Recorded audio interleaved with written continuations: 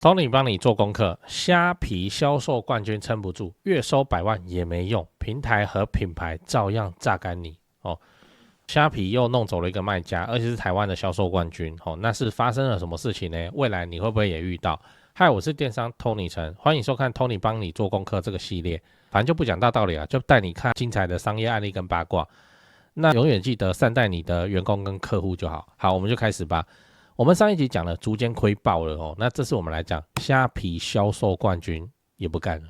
蝦皮又來了，蝦皮高昂的手續費，這已經不意外了，對不對？每次都是調漲，然後賣家反彈，然後賣家又無處可去，這樣。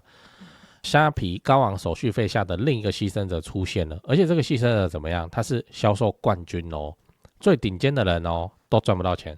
那影片記得看到最後，我會跟你講一個我個人認為未來相對可行的解法。好，我們先講新聞標題我念一下：台灣知名電商宣布倒閉，月收100萬也撐不住，歇業原因，所以他不是離開然後去哪邊開哦，他是直接歇業咯哦。專家探未來只會更多哦。那倒閉的店家是哪一間？我就直接講了，因為新聞上直接把它寫出來哦，就是這間拉布布小鋪。你看哦，粉絲7.9萬。總評價 5.0 我靠然後有 8.7 萬個評價，8.7 萬個評價你還 5.0， 這是很厲害耶。這代表什麼？代表是他是一個非常用心的賣家，並且至少在蝦皮這邊生意做得很不錯。好，那他發生什麼問題你看我框起來的地方，照顧一下 Podcast 的觀眾，我念一下：平台手續費近年不斷提高，從原本的約 4% 一路漲到現在的 12%。若碰上活動檔期，還要再額外增加 5%， 再加上需要繳納給政府的營業稅與營所稅共 8%， 等於營收還沒有真正進賬，已被扣掉 25%， 還不包含員工薪資、房租、行銷費用、運費、關稅等等開銷，實際利潤所剩無幾。也就是說，別人在外面看他紅紅火火、很風光這樣其實他怎樣？日子過得苦哈哈的，每天都是鹹菜饅頭度日，甚至要跟銀行貸款來周轉。然後，很慘啊！那我知道你要問的說幹嘛不直接就收一收就好？貨款啊，貨款啊，貸款啊，你這麼大一間店鋪，你說不幹就不幹，那你下個月、下個月你要繳的錢，你怎麼生得出來？所以，除非萬不得已人家不會翻桌的啦。好，那我們繼續說這間店怎麼了你看我劃線的地方，即使做到台灣市場第一名，面對中國知名盲盒品牌泡泡瑪特，仍顯微不足道。連對方一個直播間的銷量都比不上這就是市場大小問題。就是你賣死賣活好不容易給他賣到台灣的銷售冠軍，然後品牌商覺得說這有什麼嘛我手下隨便一個直播間都能幹翻你，那你要拿貨行吧這些不好賣的都給你賣，你就是要一起賣配貨這叫配貨，不然我就不賣你了，你還是要吞了。那現在為什麼不幹了來看下一個劃線的地方。有一家位於印度的公司，以版權問題提出檢舉，導致網站被關閉。若要處理，只能跨國訴訟，相關費用相當高昂。所以就是老闆實在是動不掉啊，被弄得沒鬆嘎我就已經沒賺什麼錢，還鳥事一堆，然後他媽印度什麼東西，這樣子是說版權爭議，真是惡心人了不會折就不幹了就這樣。這是新聞的大概輪廓。那這次我們就不討論蝦皮抽趴的問題因為蝦皮抽趴問題我已經有一整個系列都在討論這個。你要我重講一次，我也是講得很膩。那我們就來討論過去沒討論過的。所以你要知道品牌方的養套殺套路。這次我們就來講泡泡瑪特為什麼這麼硬這次就是新聞中提到的這位蝦皮賣家，主要就是被2個人搞。第一個人叫蝦皮，暴漲的交易手續費，還有各種霸王條款，叫你吞就吞人家吃藥我們平常感冒吃藥，我們還分早中晚呢，慢慢來呢。蝦皮就是你給我吃，你給我吞，一次100顆讓它吞下去。之前沒練過什麼生喉嚨，還是吞曲棍球，還是怎麼吞得下去？大家都是外面都叫老闆的人被叫老闆的人，然後我靠是什麼東西就要我吞來第二個搞他的人，泡泡瑪特泡泡瑪特怎麼搞他？我會看先猜，除了前面講的配貨綁貨以外泡泡瑪特給他的代理價應該跟其他台灣的代理商也差不了多少。誰叫你們看起來銷量都這麼小沒有什麼議價空間，就是你不會因為你賣的最好就會有最好的條件。那為什麼泡泡瑪特會這樣子做？商業手段你不要罵他你是泡泡瑪特的 CEO 你也這樣幹什麼手法？就是泡泡瑪特現在就過河拆橋他要自己賣。你可以回去看我講那個泡泡瑪特那一集我裡面就來講說泡泡瑪特現在更加直面消費者。簡單說就是經營自己的會員，所以他幹了什麼事情？到處蓋門市啊，開實體門店就是要用實體門店去接觸客人，然後經營自己的品牌。那我們把視角換成泡泡瑪特你就是個台灣地區的負責人。好，我問你，在你的視角中，你會怎麼看待這個蝦皮銷售冠軍？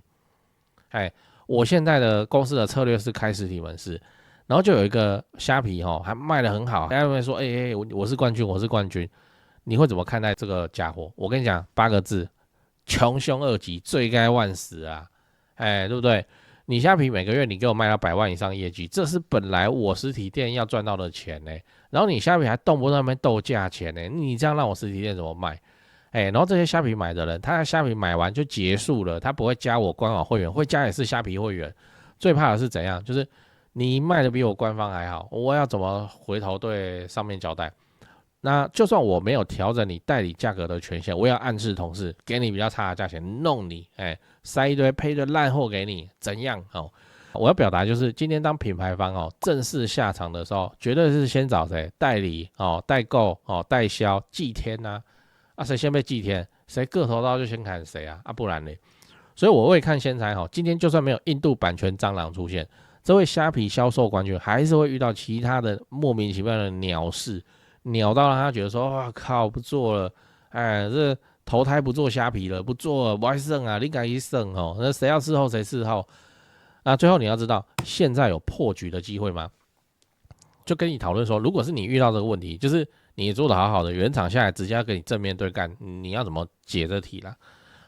我跟你講，我剛才講的那一通分析，其實也不算分析就是閒聊的成分比較多。你說那個拉布布小鋪的老闆，他會不知道嗎？那生意人他怎麼可能不知道？他只花5年做到銷售冠軍，在這個蝦皮市場他是頂尖高手，他怎麼可能看不懂？那問題是什麼？深陷其中無法自拔因為各種壓力就慢慢壓得你喘不過去。好，我現在的思考是這樣我個人認為未來破局的機會很可能是什麼？很可能是又來了，又是它 AI 因為各種的 AI agent 龍蝦什麼的，你應該也聽到，不要聽了。那為什麼這可以是破局的機會因為你可以把各種行政事務外包出去，像我這邊框起來的他說扣除各項費用後，其實只夠養活1名員工。好，那是不是你就不是養1名員工負擔他的勞健保勞退，你就是養龍蝦了？那想辦法用 AI 來取代他，那至少這樣你就可以多賺這個員工的薪水啦。但這也不是什麼好主意，你知道那個 AI 越強，失業的人越多失業的人越多，何來消費但是現在眼下就是要解說要怎麼對抗這個原廠下來跟你正面對幹嘛。然後你看這個出貨量找智慧倉儲合作已經沒什麼問題了，它又是規格品然後體積又小在倉儲我們會講體積材啦又小又常溫儲放數量又多。我跟你說，倉儲最喜歡這種了，所以很有機會可以達到全自動化流程，就是 AI 幫你上架，回客服發訂單，智慧倉儲幫你出貨，按照按照。當然我知道現在的 AI 還需要優化，但是你雇員工你就是要避免他偷懶怎樣的，那種龐大的管理成本然後你使用 AI 的話你是幾乎沒有管理成本，你下指令而已嘛，你不需要考慮他的情緒嘛什麼台風天不上班這種跟你沒關係你頂多是要面對那個可怕的潛在風險而已反正我要表達的事情是，就是你訓練你自己自用的這個龍蝦以後，養龍蝦去做蝦皮好像蠻合理的，對不對？都是蝦還不錯養龍蝦來做蝦皮。我要表達的是，你訓練你養你的龍蝦1年以後，它有可能會變成一門什麼可以幫你自動賺錢的生意。那此時你就可以把自己騰出來騰出來幹嘛養小三屁，那你就去找別的代理產品你都搞出了自動化賺錢的流程自動接單自動改價、自動上下架、自動出貨、自動客服，你都把它弄出来，那你就是同樣的模式多看幾個產品嘛。你現在这個是潮流玩具，那你就不要再做潮流玩具，你去做其他的嘛。那這就郭台銘郭董在做事貓山道士利潤超低，但這樣量超級大，最後湊起來的紅海營收還是非常驚人的，都是過兆的東西。兆這種東西我只在那個國家年度總預算裡面看過而已。結果這個郭台銘的營收，紅海集團營收好猛都是過兆的，那你就有可能複製這個方式，然後最後就真的只靠代理來賺到大錢。我個人認為未來還是很有機會的啊，你就是一些超強的龍蝦哦，然後做3、5個、7、8個蝦皮店，然後每一個店它的東西不一樣啊，或是你可以像我以前一個客戶哦，我現在我還是覺得他很厲害，就是他是做那個寵物的，然後主要就是寵物百貨。好，某商城啊，這商城我不能講，通常會有一個寵物百貨的排行這種東西嘛，就是 3C 有 3C 館嘛，哦，那寵物有寵物館嘛，對不對？它的排名前1到10名的賣家，對不對？他個人哦是1到6名的，我靠，還有這樣包起來哦，圍標哈，還有這種他說對啊，就是要這樣啊，啊，有些店是故意開來讓其他店更好賣的哦，啊，就是這樣啊，啊，這樣合法啊，合規格啊。所以你也可以想一下，是不是開始往訓練這個龍蝦 AI 來開始來搞一些有的沒的，至少先處理行政事務上嘛。好處是什麼啊？它就不會累這龍蝦不會累，24小時幫你處理。第二個，它不會離職不會訓練久了，它跑去對手的公司第三，它很便宜這個你要這樣子想你那個幾千美金再付，你可能覺得很貴，但是養人跟你要負擔他的勞健保、勞退，跟你要負擔他的可能一些。他今天就突然2天消失沒來上班，那你要額外救活的成本，你就評估下去還是便宜的。現在 AI 技術發展中各間科技公司都是賠錢在做，像 AI 的訂閱服務，1個月20塊美金，你還嫌貴？你還有賺沒有，賠超大的，那不賠不行，因為需要我們大家去使用，需要大家去訓練 AI 我要表達是要趁現在這個廠商還在讓利的時候。AI 還算很便宜的時候，趕快把自己的 AI 助理訓練起來。這龍蝦看起來未來漲價漲定了，你知道為什麼？它幾乎寡占啊，幾乎寡占，這種不漲價的道理嗎？講完了，那今天的分享就先到這邊，也歡迎你底下留言你想要用 AI 來解決你的什麼問題？你的留言我是都會看然後我這個頻道已經有開通 YouTube 的頻道會員功能，請你直接刷信用卡支持我，讓我可以投入更多的錢與時間，把節目做得更好。把商業世界中人家做生意的成功之處或失敗之處仔細拆解給你看，失敗我們就避坑嘛，成功我們就模仿嘛。電商 Tony 陳幫你做功課系列，值得你加入頻道會員，祝你生意興隆，祝你開車在外都剛好找得到停車位。講八卦，講八卦，今天講的就是夾殺，你知道，他一方面在蝦皮上做生意，然後一方面就是有蝦皮的成本要付。然後另一方面又有原廠要跳下來，然後原廠在那邊使絆子，在那邊扯他後腿，所以就很痛苦，很痛苦啊。那講一下搭售是什麼？就是說模型啊、公仔啊、鋼彈也是一樣，大家都要主角那一隻。好，那他其他的什麼壞人的鋼彈，這要怎麼賣？所以通常都是要配貨的，就是你想要進50隻這個主角的鋼彈來賣，那你額外要進什麼東西，你才能夠買？這也很合理，因為消費者是只想買那個。變成那個你的通路商只跟你進這個，那我其他的貨真的會堆在倉庫裡，所以配貨一直以來都是這樣。什麼 LV 包包嘛，這個不是我們也常常聽到這個東西要配貨嘛，就是這樣來的。那八卦的點在於說，品牌方就喜歡把中國，我說今天影片的這個，把中國賣不動、庫存堆積如山的垃圾款強行去塞給台灣的銷售冠軍，叫台灣吞了。你想要拿到熱門的拉布布可以但是你同時要吞下500個沒有人要的過季吊飾，怎麼玩？這怎麼玩？導致賣家的倉庫裡面它通通都是現金壓在裡面，表面上營收百萬，實際上真的跑不動呢。我為什麼特別講鋼彈？是因為以前去開過會，他說就是我們去那個萬年，你知道男生很愛去嘛，因為那裡面都有鋼彈店就賣一堆鋼彈的。好。就閒聊啦，開會的時候就閒聊。他說：“你看我們這個店小小的，對不對？這邊的貨500多萬現金壓在這裡，然後消費者也只會買那個主角的啊，或是第2號主角的啊，或是最帥的敵人的啊。其他要怎麼賣？沒辦法，他們就是原廠會叫他們買，沒辦法，大家都是這樣，都是庫存啊，就是這樣。下一個八卦是，你以為月收100萬很爽哦？”月收100萬在電商這裡養不活人，你知道嗎？這個月收100萬真的是鼻子浮在水面上呼吸而已。100萬營收你先扣掉25%，今天影片裡面他提到蝦皮嘛，等於要25%平台費跟稅，剩下75萬呢，對不對？好，75萬你要扣掉100萬貨的貨款呢，他又不是生產製造，他又是代理我們假設扣60萬好了，剩15萬呢，15萬你再扣房租，一個月假設3萬，12萬你要請2個員工。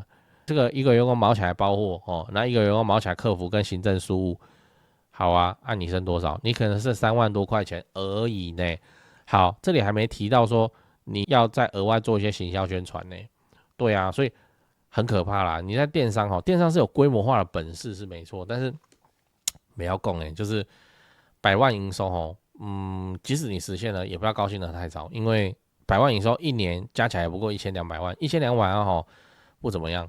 你也沒賺多少錢甚至你不如去找個月薪5萬6萬的班去上，你有實際經營操盤過那個月營收100萬的蝦皮店持續了超過半年1年，我跟你講，這是你最強的履歷，你知道嗎？你可以在履歷表上直接寫你經營蝦皮店的連結的 QR code， 讓人家掃，你說這是我做的最強的我們這種電商系的公司，我們最喜歡找這種人了。那你說這種人自己賺就好，為什麼會來上班？你看，你就錢了，你以為100萬這麼的？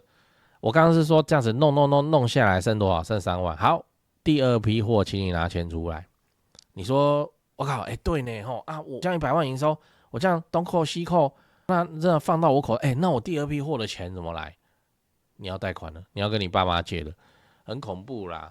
所以你說都做到100萬營收，為什麼還有人要出來上班不然怎麼辦？所以月收100萬背後，在我看起來是貧窮線你想說那是因為它品項的問題今天是一個甜點蛋糕店，我跟你講，你完了，你完了。甜點蛋糕店，你做100萬的馬卡龍，那你做出來會做到什麼程度？也是我的客戶發生的忘記在趕的時候趕到睡在甜點工作室的地上，她跟她男朋友就這樣睡，然後那篇貼文又被炎上，她表達說創業維艱或是什麼，然後還有一張照片，結果底下留言就說你們都睡廚房好噁心我不要吃了，什麼東西莫名其妙。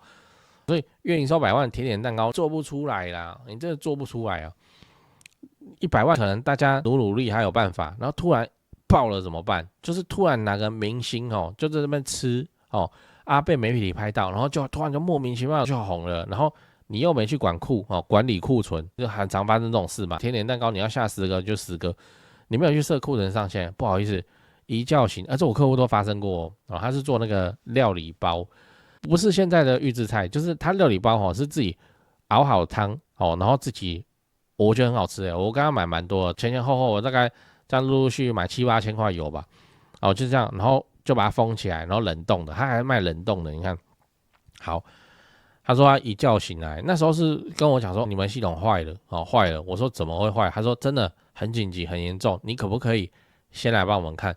我就想說哪有多嚴重，我現在上班，然後就是因為那個客戶人真的很好非常的好，所以我想了一想，好吧然後我就那時候我還是個小業務而已，我就跟主管講，這個客戶說有狀況不然我先去早會的話就說沒差你先去，反正就是順路公司路上，然後我就先到一個捷運的哪一站我忘記了，然後我下來我一看，他說你們系統壞掉了，那我們現在完全不知道怎麼辦，早上8點多我還提早出門我說怎麼壞掉了，我來看一下，我一看他後台躺着多少？來我再說一次一鍋一鍋熬的像牛肉肉末讓你這個放微波或隔水加熱，你可以澆在飯上吃的這種東西，然後一包也賣什麼120、130，就這樣。他後台躺了快70萬的訂單，70萬。